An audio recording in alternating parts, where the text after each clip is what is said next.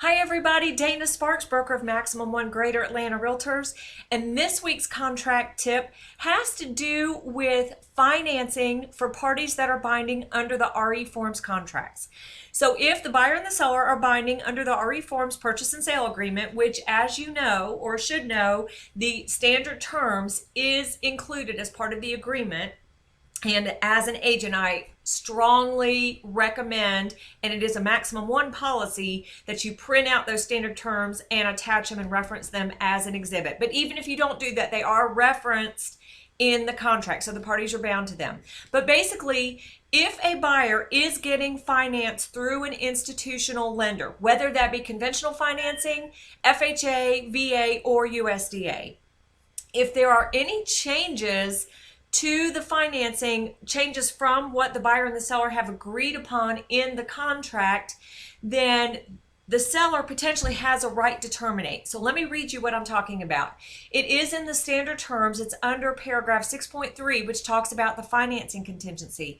And basically it's 6.3.2. And what it states is, if Fannie Mae, Freddie Mac, FHA, USDA, or VA underwriting guidelines mandate compliance with any underwriting criteria expressly contrary to the provisions in this contract.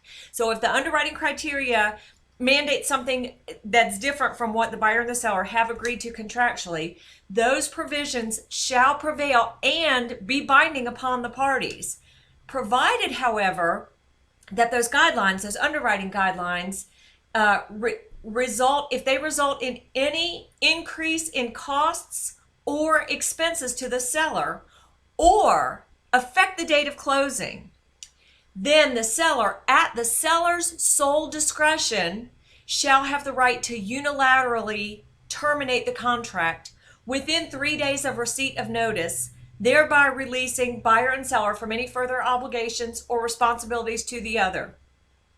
If the seller does not terminate the contract, the seller is deemed to consent to those changes that are mandated by the underwriting guidelines. So this verbiage is in direct response to TRID.